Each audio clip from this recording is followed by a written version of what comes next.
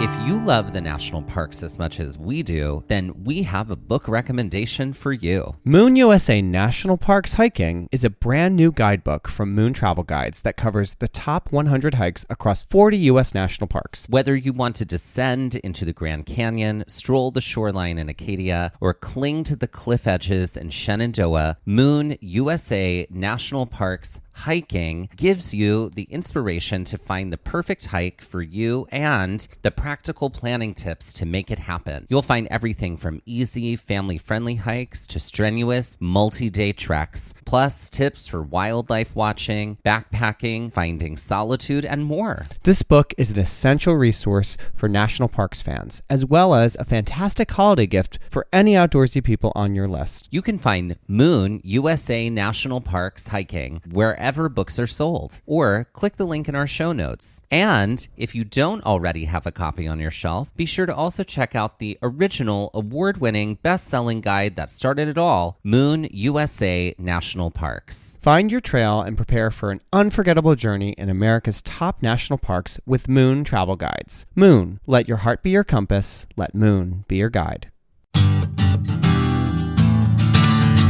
We got to talk about this game we've been playing, which is a lot of fun. I don't think it would make the most sense for a middle of the episode game. Okay. But it's a game that we've played it on a trail, I think. We have played it on a trail. I just don't know that it was as interactive. I guess it could be. Yeah. Well, we're talking about it now. It's not our game for later. It's this game where we take a movie, book, film, television show, and something with a collection of characters. And we go through and we decide what their zodiac signs are going to be. Yes, but we do it so that we both guess at the same time in hopes that we're thinking of the same one. Right. And we are pretty good. We're pretty good. Pretty good. And then there's a period of argument where if we disagree, then you advocate for why your choice is the better choice. And then typically one person is the better argument, and you go with the better argument. Okay, great. I mean, this is a callback to, I think a few episodes ago, you were like, remember when we used to do park zodiac signs? And I was thinking the same thing. It's true. We used to. I mean, we do love our astrology. That was the bit we did not we committed to the bit for a while. We did. Like maybe seasons 1 through 3. Yeah. And then we let that go. Not anymore. Not anymore. Dead to us. So I think it would be fun to play that with the characters from the movie Clue. Oh, great. I love that. Also, it's Clue's 40th anniversary this year. Correct. Yep, exactly. And they're re-releasing it in theaters, and you can go and see a different ending. You like have it to was. see it 3 times in order to see all 3 endings. Because they're doing one ending on Monday night, one ending on Tuesday, one ending on Wednesday, something like that. Yeah. It's great. Okay, so great. Let's start with Wadsworth. Okay. Okay. I've got an idea. I have an idea too. 3, 2, 1. Virgo. Sagittarius. Oh, okay. Interesting that you thought Virgo and I thought Sagittarius. Okay. Argue for why. Because he's very organized and he's trying to get everything to be straight and organized, and he's the one that mailed everybody letters to get them to come. He's trying to kind of push the plot along, but in a very organized sort of way. Oh, you know what? I think you've won this argument for sure. What was your argument for Sagittarius? Well, my argument for Sagittarius was like at the end of it, he's like, why would the police come? Nobody's called them. Right? He's just so like, but that's only nothing matters. Endings. Nothing, So like, it's all facade. But it's still an elaborately planned facade. Right. And a Sagittarius could never. So we're going to go with a Virgo. I like that, Virgo. Great. Okay, great. All right. Let's do Miss Scarlet. Okay, I have ready. it. 3, 2, 1. Aries. Leo. Oh, okay. Okay, so Same fire. neighborhood. Okay. Right. So why Aries? Because she's kind of chaotic. She's got that chaos energy around her, like very brash decision making. She's kind of a spitfire. I don't know that she's like the me center of attention, but I could see that. I think she is a little bit, and she definitely has some like sort of mother lion energy to her about the business she used to run. Sure. So that's sort of why I feel that way when it comes to Leo. Yes.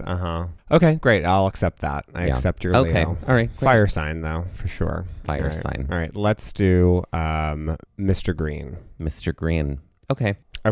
3, 2, 1. Libra. Capricorn. Oh, okay. Interesting. We are way off of this today. Okay. So Okay, you said Libra, I said Capricorn. I'll argue why for Capricorn when it comes to Mr. Green, because the buck ultimately does stop with him, at least in one of the endings. Right. He takes the whole thing down and he ends up on top, which is a very Capricorn thing to do. If we're going by the truth in the one ending, then he, has been subverting the thing the whole time, which is sort of why this makes it hard because we have very different sort of motivations depending on the ending. It's true. Yeah. It's true. I'm going off of like the main chunk of the film before we hit ending mode. I wouldn't say Libra for him because like he's not like a super like personable person at a party. Not that all Libras are, but when you are at a party though, you are gregarious and you talk to everybody. Sure, like Libras are super friendly and super social.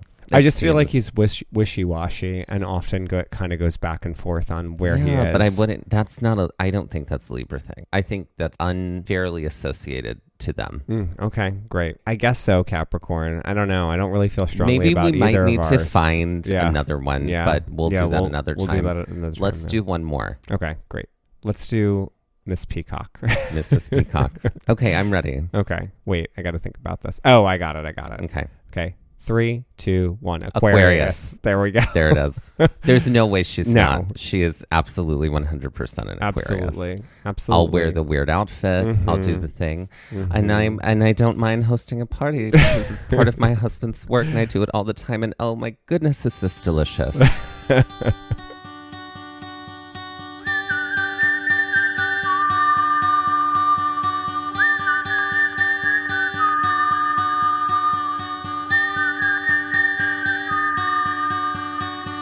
Looking for adventure, I want to follow on the trail, or get a little lost and let the wind fill my sails. Get up when the stars still fill the sky, don't wake the sun, there's so much to be done, and the day has just begun.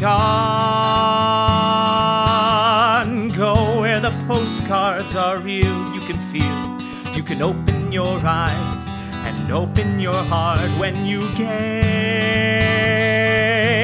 at the national park. Follow you there. At the national park. At the national park. Follow you, I'll follow you there.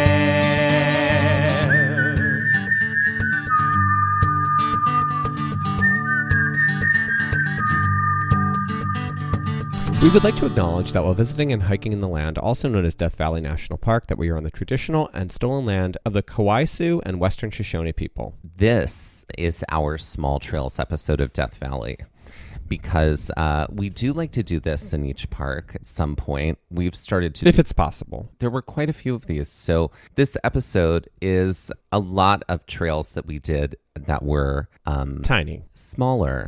That don't take a lot of time. Nope. You could do them in like maybe 10 to 15 minutes. Yeah. So not all together, but one at a time, right? Yeah. They're really easy to like... toss onto like after Big Trail. Yep. Or you could string them all together to make one day of it if you wanted to. Especially the ones that we're talking about right now, because they're all right. They're all drivable from each other. You know, depending on how you play your cards, you could probably throw in Badwater Basin to this string of small trails, even though it's a very cool experience to have in the moonlight or at night. And you should definitely check out episode 142 for more information on that. That's true. Another thing we want to add is that we talked a lot about Zabriskie Point in our Golden Canyon and Gower Gulch Loop episode. And that too could be considered like a small trail, experience because you can take 190 out to the parking lot for Zabriskie Point Park and just walk up to Zabriskie Point, see the incredible views you get from there, and then head back down to the car. It's true.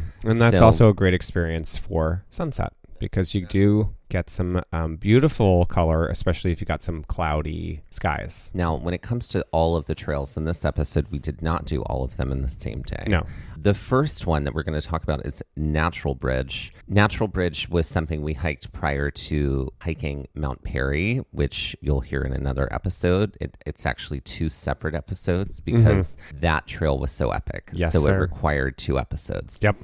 And the other small trail and experiences in this episode that we did after our Golden Canyon loop include the Artist Pallette, the Artist Drive, and the Devil's Golf Course. Again, these 3 things are from this episode, but those 3 things plus Badwater Basin are essentially all clustered together on Badwater Road. So again, something to potentially think about doing all in the same shot. It would be a short afternoon. It could be like we've arrived late and we want to do this, or we only have a little bit of time in the morning before we're headed out. This would be a perfect thing to be able to do like in a very succinct and short sort of way. And you definitely do want to do all of these things. Absolutely.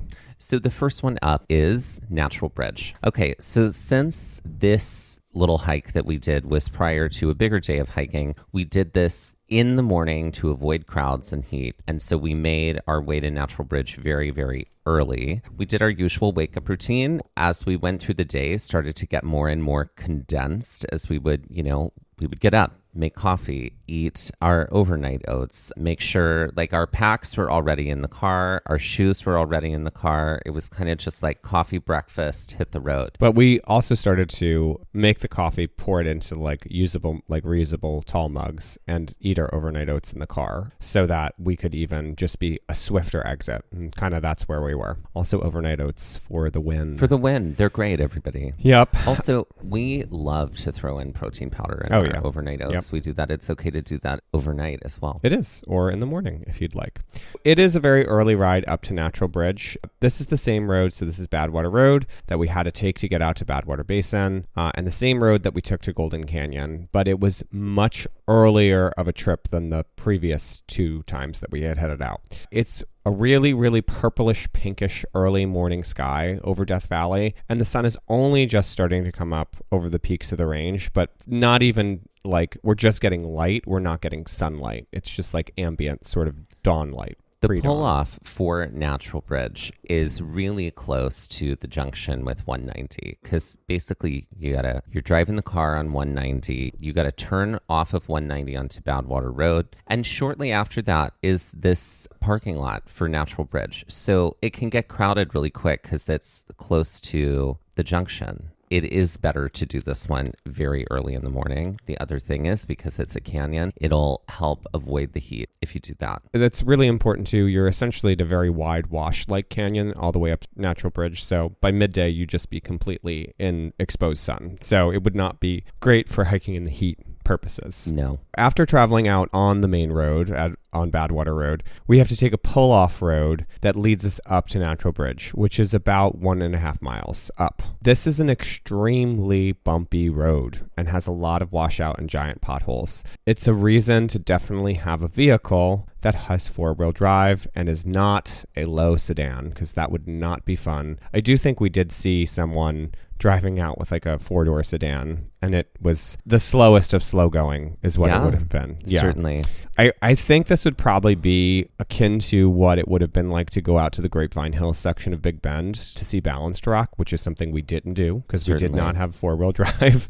We had, when we were in Big Bend, asked the ranger if we could actually walk the road, which would have been shorter than this. I think it was only like 0.7 out, and the ranger advised us not to. And I'd imagine you could probably do the same thing here, but you're definitely adding a lot of steps. You're adding like 3 miles onto this very short trail. And it's all incline. Yeah, and that road is not fun. And I can't imagine if people are driving up and down it, even if they're driving carefully, that it would feel very safe for a pedestrian. Yes. So when we arrive, the parking lot is totally empty. There's this gorgeous shot of the moon out toward Telescope Peak because the moon was still visible and full. It was a full moon, and it was over the range that was across Badwater, and it was stunning.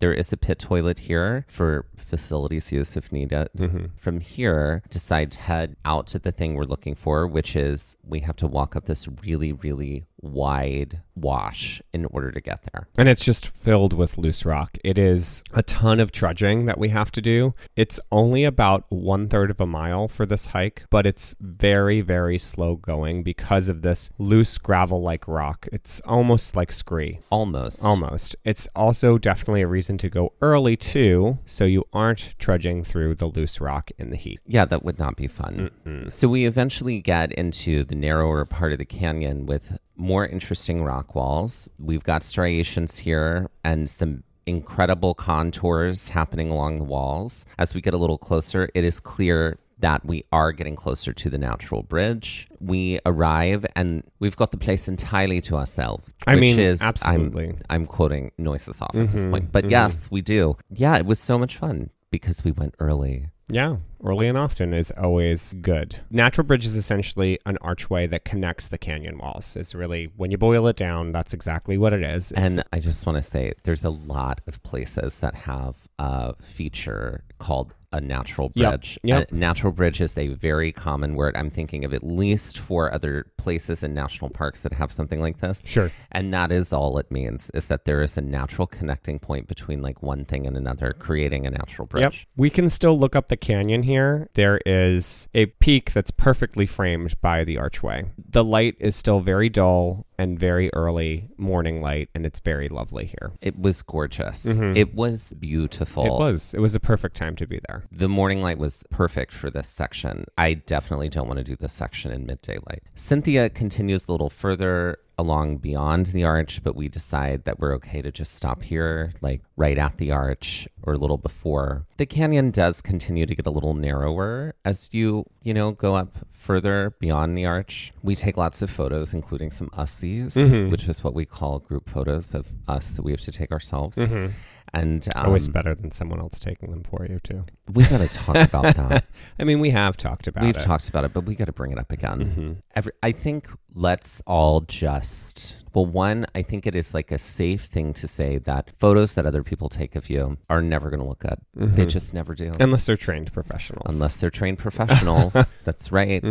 The photos that you take of other people look pretty darn good. Not necessarily because you're a professional photographer, but your eye is trained. And composition. You do. And so you make sure that everybody looks fabulous in those photos. I try my best. This was mostly because there was literally no one else there. So we had no other choice. Right. We turn around here and we start to head back because we knew we had quite a drive ahead of us because we had to get to Dante's View. This will happen. We will talk about Dante's View in 2 other episodes, that's what we did do after this on this day. It's really fun, though, to note that when we were hiking the hike from Dante's View to Mount Perry, we could actually see this roadway that we had traveled up to Natural Bridge. So the road that cut off of the main road, Badwater Road, you can actually see it from above, including all the other things that we're about to talk about today. It was very cool to have this aerial view later on. We'll talk a little bit more about that. And to give some quick context there, 190 is the major road that runs through Death Valley. And you kind of come in on Death Valley like from the east on 190, and it kind of like goes from the east to northwest, like you're taking this road up, and you can get to a lot of the major stuff that way. And then Badwater Road cuts south off of 190 because in between 190 and Badwater Road is this like incredible range of stuff. And the majority of the hikes that we did were inside of that range. So we were either accessing it from Badwater Road or from 190. Or I-90. As we start to head back, there's lots of chats about Wizard of Oz and what characters would be, because I think the 4 of us being in a row like that. Oh, that's true. Yeah, and there was definitely some skip step attempts that I just don't have the rhythm for that. Well, you'll work on it, and it'll be great. And with that, let's take our first break. Hey y'all, it's Dusty and Mike with exciting news. That's right, it's our episode finder. It's all about making finding our episodes even easier. Want to find more episodes about hikes in Shenandoah? With over 10 episodes across 2 separate seasons, it would have involved a lot of scrolling and searching. Now, with our episode finder, you can find all those episodes with a few easy clicks. That way, finding an episode on Yosemite from season 1 is just as easy as finding an episode on Zion, Yellowstone, and Haleakala, all in separate seasons. With over 275 episodes in 35 different national parks, our episode finder will add ease when finding out more about hikes in these spaces. But it's not just about hikes by national park. We've categorized our entire library so you can find hikes by state, hikes by terrain, and hikes by difficulty. And all of our Trail Mix episodes are there too, so you can easily find our science-based episodes, interviews, and more. Planning a trip to Colorado and want to hear more about our adventures there? Want to grunt it out on some really tricky trails or learn more about glaciers, grasslands, and mountains? Just click the link in our show notes or on our Instagram bio, and it pops right up. You can also head directly to our website and look for the episode finder at the top of the navigation bar. Conquer one hike in one national park, one park at a time, with just a few clicks with our episode finder. Happy trails! All right, so we are playing a new game, but I actually feel like it's kind of an offshoot of Commission an Album or the other games that we play that involve musicians. So it's called Desert Music Festival. So you are creating a desert music festival. You are going to come up with 3 headlining acts that are going to be at that music festival. And I want to know what those acts are. And I want you to think they don't necessarily have to be related. Like, it doesn't have to be the same genre of music, because that's not what festivals are all the time. But I do want you to give me your reasoning on why those artists would be strung together. Okay. What a great kind of thing to do. You're here. Like Amy Grant and Vogue. Well, okay. I'm inspired by the fact that it is a desert music festival. I think like trying to think about like, well, what music is going to like play well in the desert? Yanni. I used to listen to Yanni as an elementary schooler all the time. I was like, can we play the hot man with the mustache playing piano? I never said that. I was way too scared to say that. You're like, just get everyone off of the Pure Moods album. Yeah. I did like festival. Enya. I'm not going to, I mean, I still sometimes listen to Enya. I mean, who, God love her. She lives in her castle by herself with her dogs in the middle of Scotland. What a dream, right? No kids. For the desert specifically, I think I have to start with Stevie Nicks. Like, I just feel like it's very kind of like, and I now feel like we're doing a kind of She's like touring too, so makes like sense. Bit of like a classic kind of rock kind of vibe here. We're starting off with Stevie Nicks, and then Tina Turner. Oh, holler out. Yeah, exactly. I do feel like Tina Turner in the desert would just be everything. And then I think the big final act is Phil Collins. Oh, fascinating. This just feels like a desert music festival to me. Great. And then like at the end, they're all 3 going to be there and sing things together. Like they're going to do a set together. Now I'm curious. I feel like, I'm not going to lie, I really, really want to hear Stevie Nicks and Phil Collins on You're Simply the Best. Like, we need that. I feel like they could probably cover just the 3 of them, We Are the World. I don't know that Stevie Nicks would ever participate in anything like that necessarily, but something like that. God, I want Phil Collins to be like, sing with me on some of this Tarzan music. You know, You'll Be in My Heart. Maybe, yeah. Stevie Nicks would never, I don't think. I really don't think. But I feel like I think Calling at the Edge of Night, right? Is that his song? I can feel it calling in the air tonight, not the in the edge air of night. tonight. Yeah, in the air that tonight. One too. That's with like the drum solo. Yeah, bum, bum, bum, that bum, he does. Bum, bum, Doesn't bum, he bum, do the drum solo? Mm-hmm. Because he plays drums. I think that on would be his great. Stuff. That would be awesome. I would see that. And I'm not even like a really hard Phil Collins fan, but I just feel like his music just lands in the desert very well. And I feel like so would Tina's, and certainly so would Stevie's. So that's my music festival. What about you? Well, I'm doing all the pop girlies. I would call mine the Desert Rose Music Festival. FYI. Even though, isn't that Sting? That's Sting. Whatever, Sting. Sting's We're people will be very it. litigious, I believe. I guess we can't do Desert Rose. Anyway. It could be the Dessert Rose. And that's the Dessert Rose. That's it. I hope that there's someone who's a really big Sting fan that has made that dessert I hope so too. Space for themselves. That dessert space. I'm sorry. We have to stop right now. Okay. So whenever Mike talks about, it started recently, whenever you mention like going to a place to get ice cream, you call it, can we go to the ice cream space? That is what you call it. It is. It's true. And so now forever, when there is a dessert space, that is what we call it, an ice cream space or a cupcake space. Yeah. Or something like that. Right. Anyway, what is your Dessert Rose Music Festival? So mine would be all the pop girlies I just want to see that should be doing concerts in the desert. It would start with Jessie Ware.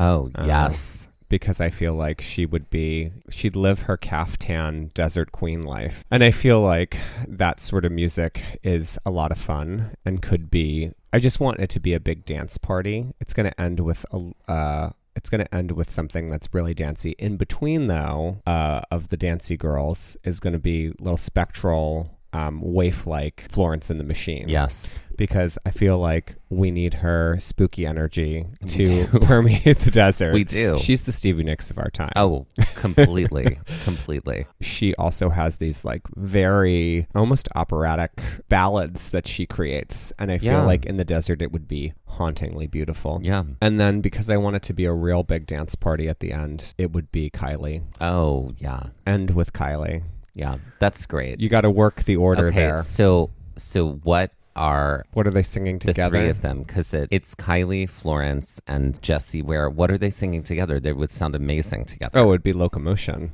Yes, God, they would all dig that. Seeing that live at MSG when we did, oh my God, that was the one most of the fun, best experiences of my life, watching Kylie do Locomotion live. Y'all, go see Kylie on tour. Those tickets were not expensive. No. That was one of the best concerts we've ever seen. Yeah, I think they could also sing "Free Yourself" by Jessie Ware. I think it would be a medley of Free Yourself, Dog Days, and then into Locomotion. See, I want Free Yourself into... Oh, that's true. Yeah. Into Free by Florence. Because I feel like that is like... That feels more like... big and desert and like, like open. You're right.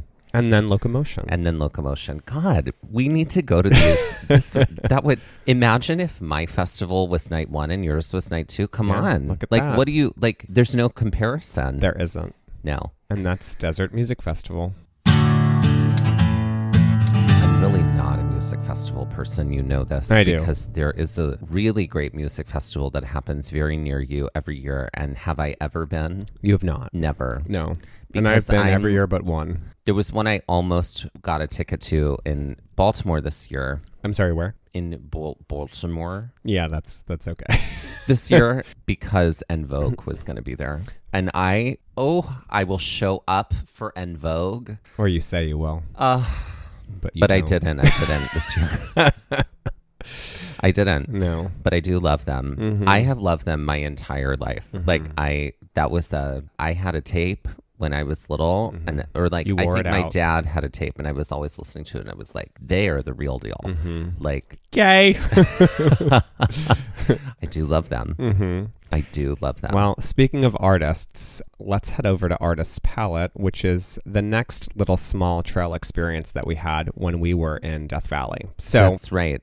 Not far from Natural Bridge is Artist's Pallette and Artist Drive. So Artist Drive is a scenic drive within the park with a viewpoint that has a very small hike, and we do mean very small. Very small. Mm-hmm. We did this after we hiked Golden Canyon, which again is relatively close to the Artist's Pallette, made for a great little tag on at the very end. Yep. It was hot. Yeah. We had already just experienced some serious heat coming Gower Gulch. Off of the Gower Gulch leg of that loop. But then we headed over to Artist's Pallette. We take the 3.5-mile scenic drive called Artist Drive. Absolutely something you should do in this area of the park. There's no reason not to. Could be combined with a trip out to Badwater Basin in the daylight. This is definitely something that one needs to see in the daylight in order to appreciate the different colors that are appearing in the landscape. But yeah, you could make this the first trip in your stop that day. We're stringing together things in this episode because they not only,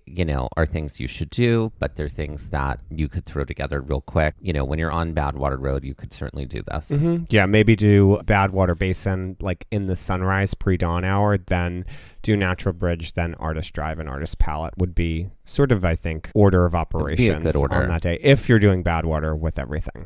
You enter the drive on a one-way road that is very, very winding. There are a lot of dips here. I was driving at this point in the roadway that wind you through these areas of sweeping rock. And it is a very narrow road initially, tall walls on each side of canyon. There are also a lot of hills here, so it almost felt like you were driving at the crest point of a roller coaster a lot of the time, and then you would look over and then there'd be a drop. Oh, sure. That was happening. This is definitely not the case all the time, but it does feel like that initially. It's an interesting roadway that was cut through for this. The drive is well worth it, as it's fascinating to see the formations and the change of the rock in the landscape as you go. So eventually the road opens up a little more in the distance, and we can see the Pallette, or artist Pallette is what they call it. So we pull off with everyone else to the side of the road. It's definitely a little bit blind leading the blind here, because, you know, all these people were just like making pull-offs on the side of the road. We hike over this small hilly area to the right, get to like a better viewpoint to see the landscape, specifically the Pallette. And so we're looking at a range in front of us that has a lot of colors. The colors include red and pink and yellow, as well as purple. And what we have come to understand from the science of this is that the red, pink, and the yellow, they are made from iron. They are coming from iron minerals. And then the purple is coming from manganese minerals. We don't realize that there is a parking area that is right at the Pallette, and this is a little further away from where we were in this hilly landscape. There's definitely talk of us not going over there and hiking further into the Pallette, but we ultimately decide to do so because I said, let's do it. Because I am very much so always a proponent, especially when we're in a national park, of just do it. You're here. When are we going to be here again? We might as well. Do it. Yeah. So we hike down to the parking lot while Becky goes back to get the car to meet us. So she's going to drive the car over to the parking lot area while we're hiking down to it. She had already done this. So. The hike that we were talking about is off of that parking lot area. So we got to hike down to the parking lot area and then up to this like other viewpoint. That just kind of goes to show you how like close everything is together here. These are not long stretches of trail here. These are like short things to do to add on. Becky has gone to get the car. We start to head down. We are a little more elevated above the parking lot, so we have to trudge down a little bit. There are some others who are doing this with us who also realize, you know, that there's some people who, like Becky, go back to the car, move the car to the parking area. It is a decent sized lot, but it wasn't huge. But there were some parking spots, which was good. And then at the edge of the lot near the signboard, we hiked down into a canyon. And the canyon was one way you could continue to the, quote, peak of the Pallette, but we decided to do some trudging. And there's definitely some uphill here. And after our legs have sort of been through it earlier in the day, we're not necessarily feeling the most excited by this uphill at this point. It's not a long trail, but it is a trudge-worthy trail for sure. When we do get up to the crest, we do a little photo shoot here, and there are so many cool colors. And we had seen some of these earlier in Gower Gulch. So there was a lot of this like mineral depositing that was creating these colors everywhere. And some other things that are a part of those mineral deposits are Eulexite, which there's also some other chemicals that are involved, as well as the iron and manganese. At this moment, you wanted to hike down from here into the canyon and back. Yeah, I did. But I vetoed this. You did. I was like, no. It was a little steep for sure. It was steep. Yeah. And I was like, no. Yeah.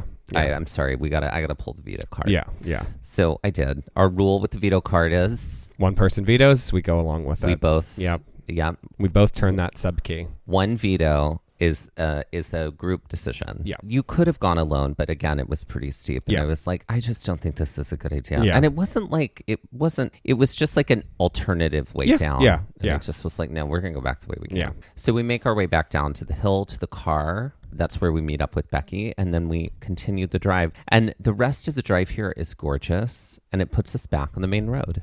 And with that, let's take our second break. Ladies and gentlemen, please welcome to the stage Shara Michelle Scheller. That's right, Shara Michelle Scheller. Mm-hmm. Okay, so obviously this is a reference to our queen, Miss Buffy herself. Mm-hmm. But we were inspired by the sh sound in the word Michelle. Mm-hmm. Thus, Shara Michelle Scheller. Shara Michelle Scheller. So indeed. who is Shara Michelle Scheller? Shara Michelle Scheller. It's just fun to say. It's so much fun to say. She, I think, has to do Buffy drag. I think it is all Buffy related drag. Okay. I'm into that. And I do think... Is it think... Buffy or is it just Sarah Michelle Gellar related drag? Does she do, I Know What You Did Last Summer drag? Does she do Daphne from Scooby-Doo? Daphne from Scooby-Doo. Does she do Cruel Intentions drag? I feel like I want to open up her universe. Okay, so it's not just Buffy related. No, I feel like Sarah Michelle Gellar is like a camp parody version of Sarah Michelle Gellar. Uh-huh. Her roles specifically. Okay. All right. Great. And I'm going to add this. I don't know how she'd do it. She'd have to be an incredible wordsmith. But I think all of her like patter, like that she says in between her songs, all of her stand-up, her spoken comedy, it's all in like SH alliteration. Well, it's like she shells by the seashore. Right, exactly. So she's always speaking like that. Maybe all of her S's are just SHs. Okay. Maybe that's the thing. She loves it. She does. She does. So yeah, it's a really pronounced SH too. Okay, great. She's just doing Sarah Michelle is doing Sarah Michelle drag, but in a very camp way. Oh yeah. What will her merchandise be? Well, I think I could see little tiaras. No, from Cruel Intentions or from I Know What You Did Last Summer. I could see that. I feel like we need some steaks. Yeah, we definitely. I think they're steaks that are camping steaks. I like that. I was going to say they're steaks, but they also double as like a pen that you write okay, with, great. Like something like that, right? So there's that. So you can sign your Hollywood contracts. That's right. Something like that. Yeah. What about her music? That's a good question. I'm trying to feel like she's got to do like Sarah Michelle was a 90s, like late 90s, early aughts, like personality. So I feel like she has to do like her music needs to nod to all of that. Totally. Like it needs to be from that time. Yeah, right? Divas of that era. Yeah. And maybe it's about slaying monsters or whatever. Yeah. Like she makes the act about doing that. Yeah. And I'm trying to think about what that could be, where it becomes a choreographed experience. She could do like Liz Phair, like Why Can't I? And it's about killing vampires. Why can't I breathe whenever I think about you? Yeah. You know what I mean? Like something like that. I'm into that. Anytime we get more Liz Phair.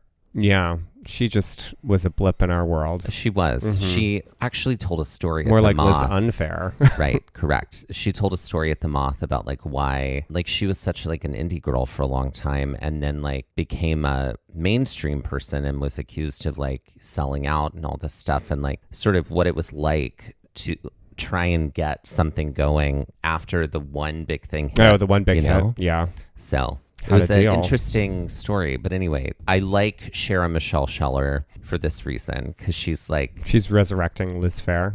And I think just generally like 90s ladies, right? Sure. Little Natalie Imbruglia. Yes. Yeah. Amy Grant. See, I'm always gonna go back to Amy Grant. Vanessa Carlton, right? So like the B-sides of the 90s girls is what we're looking at. Totally. Okay. Totally. The like had a flash in the pan sort of moment. Anna Nalick. That's right. 2 a.m. because she's up slaying monsters. That's right. 2 a.m. also about breathing. Okay, great. I love it. So, ladies and gentlemen, please welcome to the stage Sarah Michelle Gellar. All right, it's time for our final part of our Small Trails episode, which is the Devil's Golf Course. That's right, which is very strange.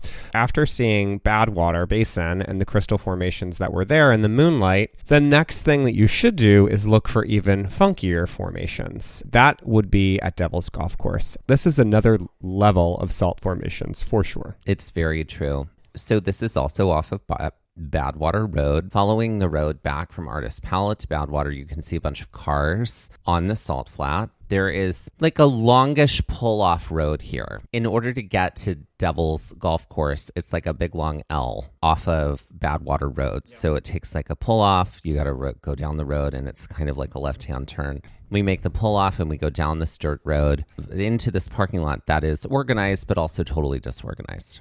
Yeah, it feels like chaotic parking, like textbook examples of chaotic parking. Because it's just kind of an open circular area. Yeah. Park wherever. Come as you may. Yeah. Exactly. And this is less of a hike and more of a get out and look experience. It is. There's no trail. But this is a wild, wild thing to see because I've never seen anything like it before. The natural formations they're insane with sort of just like how they look. And it's wild compared to Badwater. Technically, this formation is a little off of the flat proper. Like off of Badwater Basin. Yeah. But it doesn't mean that it's any less weird. Talk about the formations here. They're kind of like these salt drip castles. That's the best way. Like, I feel like it almost felt like a little kingdom of salt buildings. There are arches and like holes through these like structures that have been built up. And it's just fascinating that all of this is just naturally occurring. Yeah. Yeah. And they are solid. Yeah. Yeah. This is not like formed its way into something. And, you know, the way like the mounds are at Badlands, that'll sort of like disintegrate in your hand if you like rub them long enough. Yeah. This is completely solid. They do look like sand drip castles, but it's like hardened sand drip cast in like it's like they're hardened and crystallized. Yeah. Yep. Exactly. There are a group of like these 20 to 30-year-old Portuguese or Italian men who ask me to take their photo. Speaking of people taking photos of people, because I had my camera with me, and they're like, they had like an SLR, a digital SLR, and they're like, oh, we'll ask him. He knows what he's doing. And so we spend some time here, but it doesn't really, you can spend as long or as little here. You can kind of walk out into the salts area here and just explore. It is a little treacherous. You do have to watch your step because you could very easily trip and eat it, and not in a very fun way. To give you like a tiny little bit of context, I knelt down to like get a photo of one of these little formations up close, and I like lost my balance a little bit, and like my knee gently grazed the side of one of them, but it was enough to like just rip my skin open and cause bleeding. Because I got back to the car and y'all were like, your leg is bleeding, like down your leg. And so I had to like get a Band-Aid on it and whatnot, get it cleaned up. That's what I'm saying. Like, it's like tiny little like crystal sharp points are coming out from everywhere. And so they will pierce your skin. After being here for a little bit, we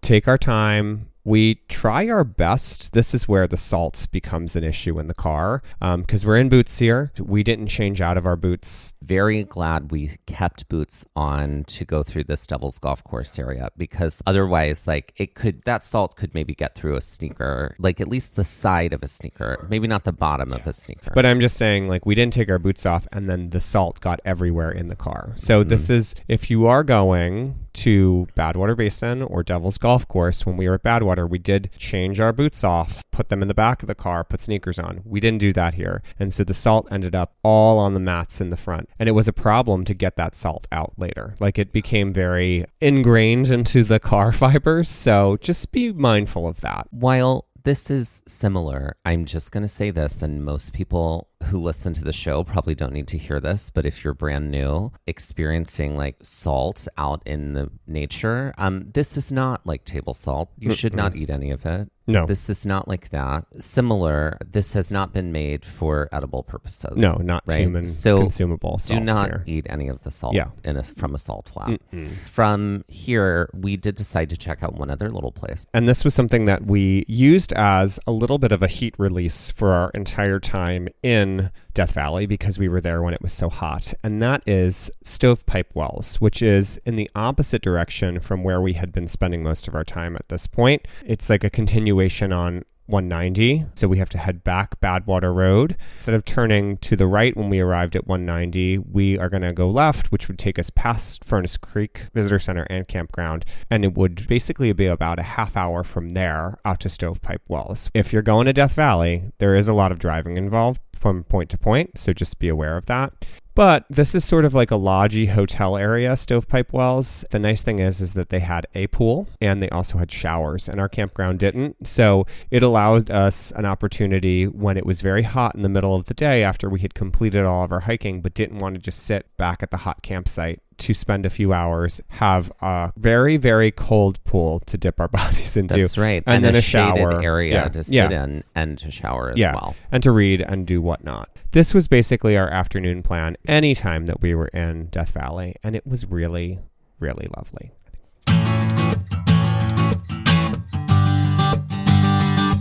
Okay, let's quickly put some of this on the Karen Stone scale. It's kind of funny to do this because they are such they're small, so short. small Okay, trails. so Natural Bridge. Natural Bridge is like, I would say a 3. Yeah. 3. Totally. So 6 out of 20 Karen Stones. You got to do some trudging. It's loose stone. It's, it's not easy by any means, but it's not difficult. Correct. Like, it doesn't drift past 5, I would say. Artist Pallette. I think I'm going to give that a 4. Because of just like up and over and the incline and the whatnot and the coming off of the hills. And then anyway, I still feel like a 3 is good for me there. Great. So 7 out of 20. Okay. And then really there's nothing for Devil's Golf Course. It's just watch your step is the only thing I would say. It's not, for some people, it's just going to be a get out of the car and look. That's perfectly fine. You can get to the edge of the quote-unquote parking lot and still get a really cool look at the salt flat formations without having to trudge through them at all. But it can be treacherous, but since it's a choose-your-own-adventure and you don't have to go out very far, I would say it's kind of like a non-raider. It's true. Yeah. Okay. Well, let's end this episode like we end all of our episodes with some Jeopardy-style trivia. All right, Mike, why don't you get us started with your category of Jeopardy today? Great. So I was inspired by the term artist palette. Oh, so shock. This is all about artwork that is very common, like you would know it. And what I'm going to actually ask you, this is a color theory test for y'all. I'm ready. So you're going to need to know your color theory based off of the paintings and the way that I'm describing them. Okay. So, great. For 100, Roy Lichtenstein's iconic comic book imagery pop art paintings employed black and white and these 3 basic colors, which are found in nature and cannot be mixed, and may also describe a type of school that very young children go to. What are the 3 primary colors? That's correct. What Can you name mean them? That they can't be mixed? They cannot be made. They're colors that are naturally occurring. I see what you mean. Yeah, they can be mixed together to make other colors. Well, that's how you get secondaries, and it's tertiaries. red, blue, and yellow. That's correct. Yeah. Look at that. And so Roy Lichtenstein is a pop artist who employed those colors plus black and white and Ben-Day dots to create different values in between them. Great. For 200, Sunflowers by Vincent van Gogh features a range of colors on the color wheel from yellow to yellow-orange to orange. When 3 colors are next to each other, like this on the color wheel, they are known as a color family or this color scheme, which is an adjective that could mean similar. What is analogous? That's correct. Mm-hmm. Look at you. You get the gold star for color theory knowledge. Thank you. For 300, Guernica by Pablo Picasso is an incredibly large painting that features the horrors of war, specifically the bombing of this city. Painted in his signature Cubist style, the painting is only shades of gray, black, and white. This expression of tones from white to black could also be an expression of this, one of the elements of art which also has a monetary meaning. What is achromatic? No. It is an achromatic scale, though, if it's but white that's not what black. I was looking for. No, ask the question again. It is an expression of tones from white to black that could also be an expression of this, one of the elements of art, which also has a monetary meaning. What is value? That's correct. Okay, there you Look go. at that. For 400, The Scream by Edvard Munch is a fascinating painting that delves deep into psychology and historical events, specifically the reddish, more orangey hues of the sky that are believed to be an accurate representation of the sky from when the volcano Krakatoa erupted in Indonesia. This orange sky with the blue landscape just below it is an example of this color scheme, which puts colors directly opposite each other on the color wheel next to each other so that they vibrate and catch the eye. The term also may be akin to saying that you look nice today or good job. What is complementary? That's correct. That is right. And blue and orange are complementary. That's correct. Can you name the other main complementary color sets? Oh, sure. So like purple and yellow. That's right. And then red and green. That's right. Look at that. Because of the holidays. Because of capitalism. And for 500, Red Cana by Georgia O'Keeffe is one of the artist's signature close-up flower images that almost feels abstract. While there is some purple in the painting, the colors red, orange, and yellow are the most dominant. This is an example of this type of color scheme, which may be what you are while sitting in front of a fire or on the beach on a sunny day. What is warm? That's correct. Look at you. You get the gold star for color theory knowledge. Thank you. I'm not going to lie. I considered writing a color theory category. Well, you did. For about 5 minutes, and then I didn't because I got inspired by something else. Great. And you were like, Mike will probably do that.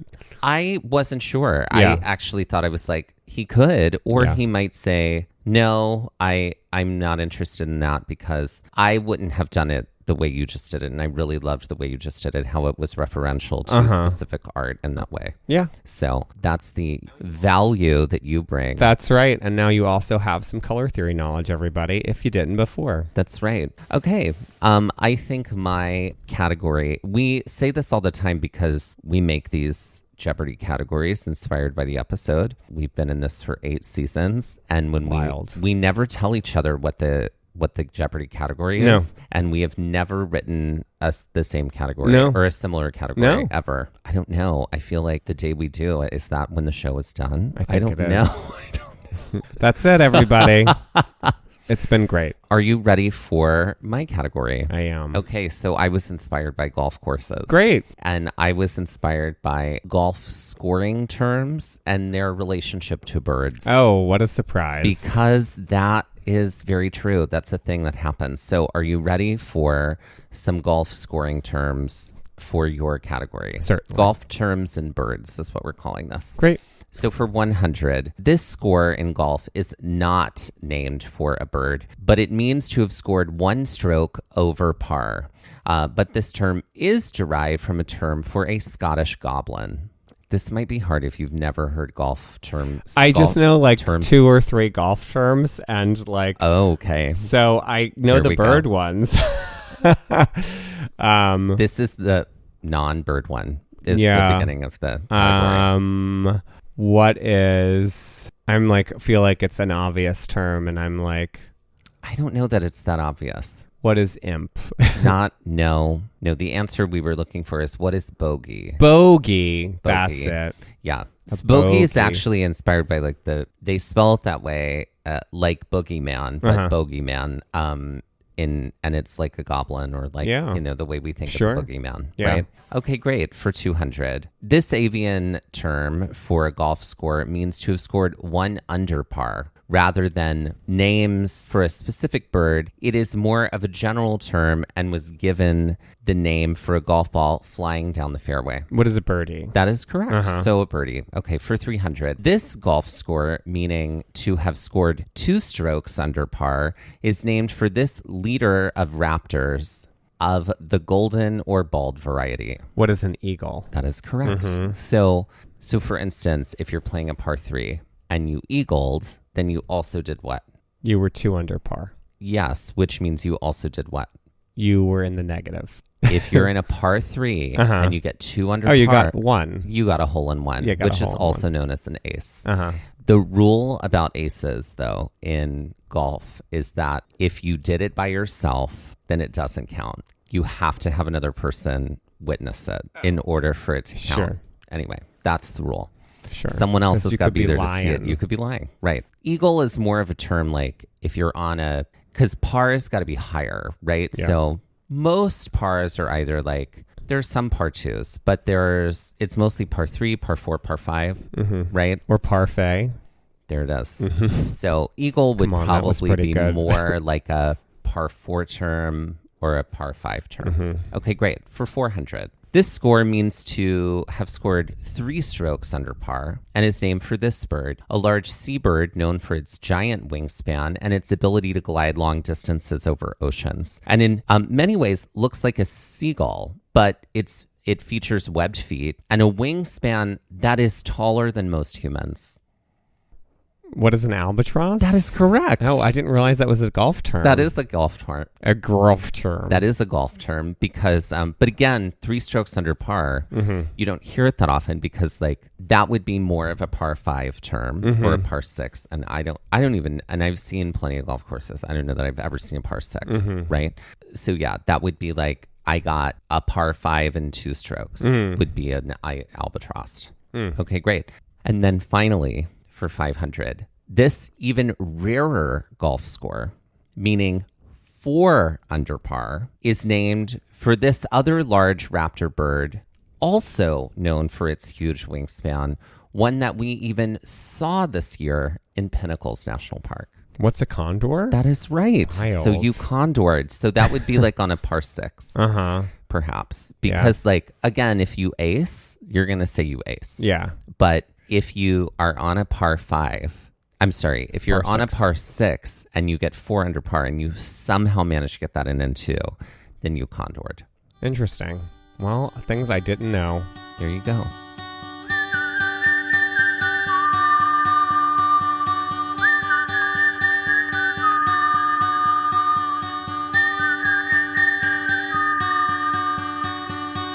Looking for more episodes like the one you just heard? Then be sure to check out our episode finder for episodes by park, state, hiking difficulty, and terrain, as well as all of our Trail Mix episodes in one helpful place. Click the link in the show notes of this episode, our Instagram bio, or visit our website to make your listening experience even easier. This has been Gaze at the National Parks, the podcast, and we're here to remind you to hike early and hike often, and that adventure is always out there. Gaze at the National Parks was created, produced, edited, and hosted by us, Dustin Dowler and Michael Ryan. To see images from this episode, follow our Instagram at Gaze at the National Parks. To contact us, email us at gazeatthenationalparks@gmail.com. And to find out more about the parks visited on this show, visit our website, gazeatthenationalparks.com. That's Gaze, G-A-Z-E. All original artwork featured on Instagram and on our website is by me, Michael Ryan. All original music was written and performed by Dave Seaman and Mariella Klinger, with Sean Sklios on guitar. Our music producer is Skylar Fortgang. We would also like to acknowledge that while recording this episode that we were on the traditional and stolen lands of the Lenape people, also known as New Jersey.